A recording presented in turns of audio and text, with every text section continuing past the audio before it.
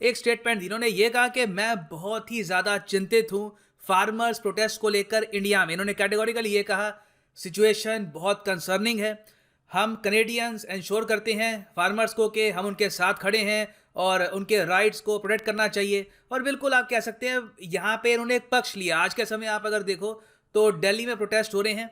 एक तरफ भारत सरकार है जो कह रही है कि रिसेंटली जो 3 बिल पास हुए हैं एग्रीकल्चर रिफॉर्म्स के वो ठीक है। दूसरी तरफ है किसान, वो कह रहे हैं नहीं यहाँ पर चेंजेस करो, हमारे हिसाब से इन द फ्यूचर जो ये बिल्स हैं ये किसानों को नुकसान पहुंचाएंगे। तो काफी इशू चल रहा है आज के समय दिल्ली में प्रोटेस्ट को लेकर। तो यहाँ पर जस्टिन ट्रूडो ने भारत सरकार का जो पक्ष है उसके अगेंस्ट स्टैंड लिया है। अब ऑब्वियस ही बात है जब कोई बाहर के देश का लीडर इंटरनल जो एक इशू है इंडिया का वहां पे कमेंट करेगा और वहां पे सरकार का जो ओपिनियन है, सरकार का जो पक्ष है उसके अगेंस्ट बोलेगा, तो सरकार भी यहाँ पर कह रही है कि जस्टिन ट्रूडो को एक्चुअली प्रॉपर नॉलेज है नहीं कि यहाँ पे आज के समय क्या हो रहा है और उन्हें इंडिया के इंटरनल अफेयर्स में इस तरीके से कमेंट नहीं करनी चाहिए। मगर देखो कनाडा का support to Indian farmers protest ये बहुत मायने रखता है। कनाडा वर्ल्ड स्टेज पर एक बहुत ही इंपॉर्टेंट देश है। आबादी है यहाँ की 3 करोड़ 80 लाख और ये एक G7 कंट्री है। ह्यूमन राइट्स का इशू दुनिया भर में उठा चुके हैं इन द पास्ट, चाहे चाइना में हो, सेंट्रल एशिया में या फिर इवन रशिया में। मगर यहाँ पे अजीब बात यह है कि इंडियन फार्मर्स को लेकर ऐसा नहीं है कि हमेशा से कनाडा काफी सेंसिटिव था और इंडियन फार्मर्स को लेकर कैनेडियन गवर्नमेंट बहुत सोचती है। उल्टा आप अगर कुछ साल पहले जाएं तो जब भारत सरकार ने ओपन करी थी पीएम किसान योजना जिसके अंडर किसानों को मिलते हैं 6,000 रुपए पर ईयर, इसको लेकर कनाडा ने विरोध किया था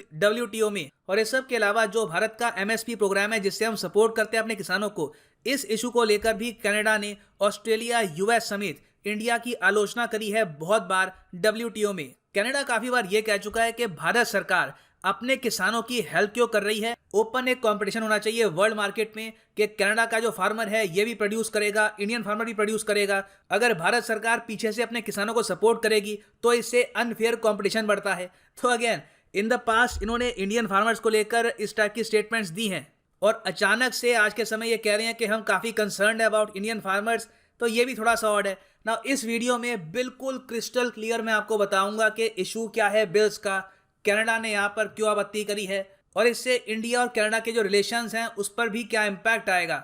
सो डिस्कस करते हैं इस टॉपिक को। मगर एक क्वेश्चन मैं आपसे पूछूंगा, सिंस हम यहाँ पे बात कर रहे हैं कनाडा की, इनमें से कौन से इंटरनेशनल ग्रुप का मेंबर कनाडा नहीं है? आपके सामने ऑप्शंस हैं नेटो, G20, G7 या फिर ओपेक। नीचे कमेंट सेक्शन में इसका आंसर करना। इसका सही आंसर मैं आपको प्रोवाइड करूंगा हमेशा की तरह वीडियो के एंड में। सो डिस्कस करते हैं इस टॉपिक को।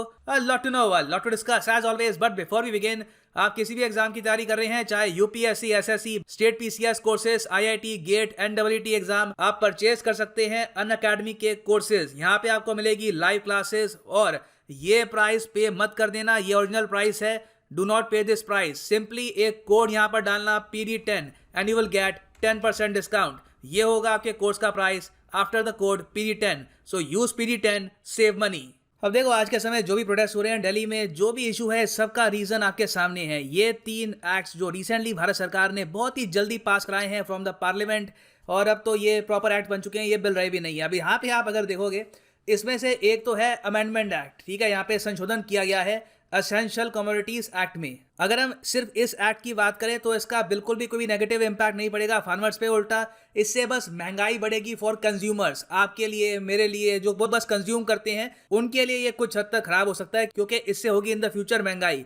भारत सरकार ने यहाँ पर इस अमेंडमेंट से ये कह दिया है कि कुछ जो आइटम्स हैं जैसे कि ऑनियंस, पोटैटो या फिर नॉन पेरिशेबल आइटम्स हैं, पल्सेस, एडिबल ऑयल, इसकी जो होर्डिंग होती है इस पर सरकार कोई लिमिट्स नहीं लगाएगी। इससे पहले क्या होता था कि अगर मान लो एक आदमी है उसने बहुत सारा ऑनियन होर्ड कर दिया है ताकि ऑनियन का जो प्राइस है ये बढ़ जाए, क्योंकि अगर बहुत सारा ऑनियन वो अपने पास रखेगा, मार्केट में रिलीज नहीं करेगा, तो ऑटोमेटिकली ऑनियन के जो दाम है ये 60, 70, 100 रुपए पर केजी ये बढ़ते रहेंगे। सो ऐसे सिनेरियो में सरकार आती रही बीच में और इंश्योर करती थी कि कोई भी आदमी इस तरीके से होर्डिंग ना करे और जल्द से जल्द जो ऑनियंस है ये मार्केट में पहुंचे, डिमांड सप्लाई का बैलेंस हो और प्राइस काफी हद तक एक आम आदमी की अफोर्डेबिलिटी में आ जाए। अब यहाँ पे सरकार ने ये कहा है कि हम इंटरवेंशन करेंगे। अगर मान लो कल को जंग हो जाती है, चाइना ने अटैक कर दिया, पाकिस्तान ने अटैक कर दिया, अगर मान लो जंग हो गई, तो ऐसे टाइम में सरकार जो भी स्टॉक पाइलिंग है वहां पे उनकी लिमिट्स लगाएगी, होर्डिंग नहीं करने देगी। अगर मान लो फेमाइन चल रही है या फिर कोई और नेचुरल क्लैमिटी आ गई, सुनामी आ गई, कोई और इशू आ गया, और इस सब के अलावा अगर मान लो जो प्राइस है ऑफ पेरिशेबल प्रोडक्ट्स ये 100% बढ़ जाता है, तो ही सरकार यहाँ पे इंटरवेंशन करेगी। तो मतलब कि अगर मान लो यहाँ पे प्याज है, इसका प्राइस अभी 50 रुपये है, जब तक ये 101 नहीं होता तो भारत सरकार यहाँ पे इंटरवेंशन नहीं करेगी। तो बेसिकली यहाँ पे प्राइस काफ़ी हद तक इंक्रीज करने की जो गुंजाइश है ये बढ़ा दी गई है इस अमेंडमेंट से। इससे इन दी एंड किसानों को यहाँ पे बेनिफिट ही होगा, क्योंकि इससे इन द फ्यूचर ये लोग प्राइसेस इंक्रीज भी कर सकते हैं इन क्रॉप्स की। तो प्रोटेस्ट का कारण ये जो अमेंडमेंट है ये इतना बिल्कुल भी नहीं है। फिर यहाँ पे जो दूसरा एक्ट है, farmers empowerment and protection agreement on price assurance and farm service act, ये भी एक बहुत ही बड़ा इशू नहीं है, इसको लेकर एक छोटा सा इशू है, मगर यहाँ पे भारत सरकार बस सिंपली ये कह रही है एक किसान को अब ऑप्शन है कि वो एक कॉन्ट्रैक्ट कर सकता है किसी कॉर्पोरेट के साथ। अगर मान लो कि मैं किसान हूँ, मैंने राइस और वीट बहुत सारा ग्रो कर लिया है, तो अब मेरे पास ऑप्शन है, ज़रूरी नहीं है मुझे करना ही है, मेरे पास बस ऑप्शन है कि किसी प्राइवेट कंपनी से मैं यहाँ पे कॉन्ट्रैक्ट कर लूँ कि हर साल उनको इतना टन प्रोड्यूस, जितना भी प्रोड्यूस मैं यहाँ पे मेरे पास है इस वक्त, ये इनको प्रोवाइड करूंगा और हम दोनों इस पे साइन कर सकते हैं कॉन्ट्रैक्ट। और हाँ, इस एक्ट में ये भी लिखा है कि एक डिस्प्यूट रेजोल्यूशन मैकेनिज्म भी होगा। अगर कल को मान लो जो मैंने चावल या फिर गेहूं प्रोड्यूस किए हैं उसकी क्वालिटी उतनी नहीं है जितनी प्राइवेट कंपनी चाहती है या फिर कॉन्ट्रैक्ट में लिखा हुआ है, तो एक डिस्प्यूट आ गया हमारे बीच में, तो उसको रिजॉल्व करने के लिए भी यहाँ पे मैकेनिज्म बनाया है। इस चीज को लेकर किसान थोड़े से यहाँ पर चिंतित हैं कि जो ये डिस्प्यूट रेजोल्यूशन मैकेनिज्म है ये कैसे काम करेगा, क्या ये किसान का पक्ष समझ पाएगा, क्या यहाँ पर जो गरीब किसान है वो कॉन्ट्रैक्ट की भाषा अगर ना समझ पाए तो क्या कंपनी उसको एक्सप्लॉइट करना स्टार्ट कर देगी। तो ये थोड़ा सा यहाँ पर इशू है। मगर मेन जो यहाँ पर एक्ट है जिसकी वजह से आज के समय प्रोटेस्ट हो रहा है वो है farmers produce trade and commerce promotion and facilitation act 2020। अब इस एक्ट को लेकर मेन जो कंसर्न है फार्मर्स का वो ये है कि इस एक्ट से मंडी की जो इंपॉर्टेंस है धीरे धीरे कम हो जाएगी। ये समझाता हूँ यहाँ पर क्या है। इस एक्ट में ये लिखा है कि किसानों को अब आज़ादी है, ज़रूरी नहीं है कि APMC जो मंडी है वहीं पर बेचना है। आज के टाइम में इंडिया में आप किसी भी स्टेट में चले जाओ, हर जगह बहुत ही आसानी से आपको मिल जाएगी APMC मंडी। ये कंट्रोल करती है भारत सरकार। यहाँ पे क्या होता है कि अगर मान लो एक किसान है, उसके पास बहुत सारा गेहूं है या फिर कोई और क्रॉप है, उसे वो बेचना चाहता है, तो ये आएगा वो APMC मंडी में। फ़ायदा क्या है यहाँ पे आने का?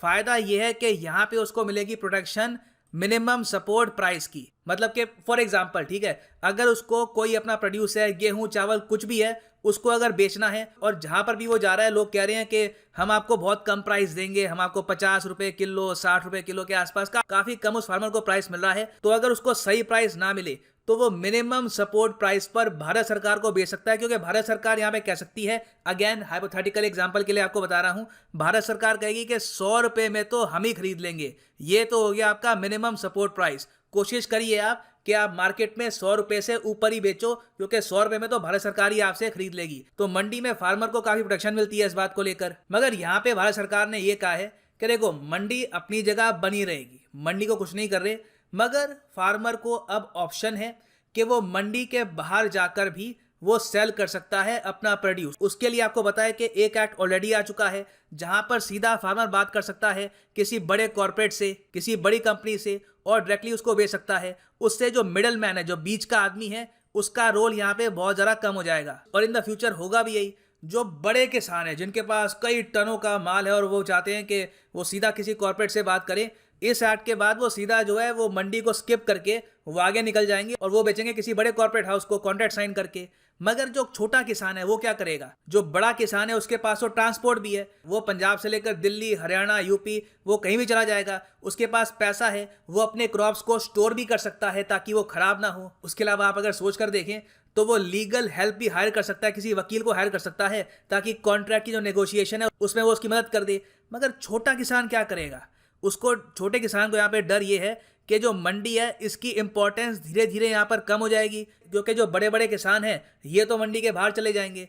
तो इन द फ्यूचर मंडी की अगर इंपॉर्टेंस कम हो गई तो MSP का जो उसको पहले मिलता था एडवांटेज वो मिल नहीं पाएगा। उसके अलावा जिस तरीके से बड़ा किसान यहाँ पे कॉर्पोरेट से बात करेगा, सीधा अपना माल उनको बेच पाएगा, छोटा किसान कहाँ से लाखों रुपए जोड़ेगा और फिर अपना जो प्रोड्यूस है उसको एक स्टेट से दूसरी स्टेट में लेके जाएगा। फिर जो कॉन्ट्रैक्ट वाला इशू है उसको भी समझ नहीं आएगा। तो यहाँ पे इस बात को लेकर डर ये है कि इमीडिएटली तो कुछ नहीं होने वाला, ठीक है, यहाँ पे ये सबको ये बात क्लियर है कि इमीडिएटली इस एक्ट से कुछ रेडिकल ट्रांसफॉर्मेशन नहीं आई, मगर इन एक्ट्स ने एक मूवमेंट स्टार्ट कर दिया है जिससे मंडी में जो ट्रेड होता है ये चेंज हो जाएगा, जो मिडिलमैन का रोल है ये काफी हद तक कम हो जाएगा। तो इस चीज को लेकर बहुत से फार्मर्स नर्वस हैं कि इन द फ्यूचर क्या होगा। और बिल्कुल देखिए, अपना जो लाइवलीहुड है, जहां से आपको पैसा मिलता है, वहां पे सब लोग चाहते हैं कि कुछ श्योरिटी हो, कुछ सिक्योरिटी हो, उसको पता लगे कि आने वाले टाइम में उसका जो प्रोफेशन है वहां पे क्या होगा। तो इसलिए आज के समय जो लगातार चेंजेस हो रहे हैं उस सब को लेकर कई फार्मर्स श्योर है नहीं। वो इसलिए चाहते हैं कि जो ये तीनों बिल हैं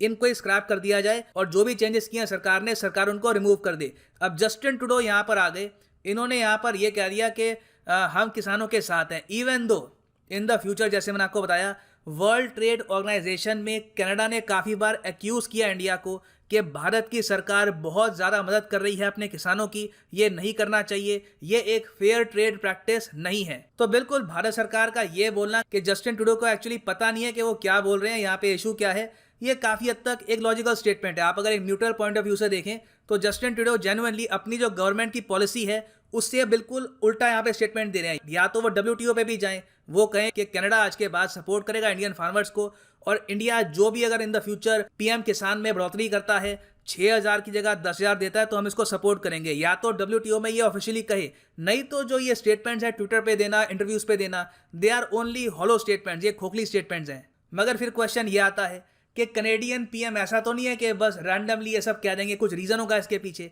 देखिए, रीज़न यहाँ पर यह है कि जो फार्मर प्रोटेस्ट है आज के समय एक बहुत ही ज़्यादा बड़ा इशू बन चुका है, काफ़ी कंट्रोवर्शियल है।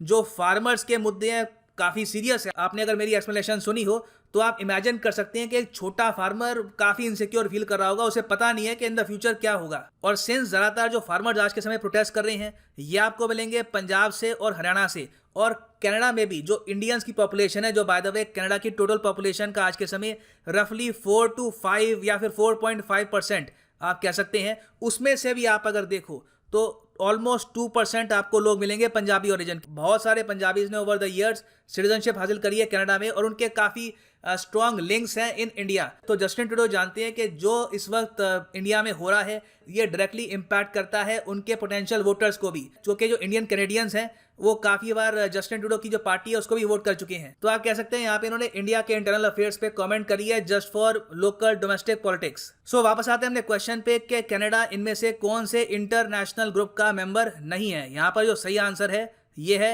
D, ठीक है। कनाडा नेटो, G20, G7 का मेंबर है, मगर Canada is not a member of OPEC। So इसी के साथ वीडियो करते हैं खत्म। Thank you for listening and as always God bless you all.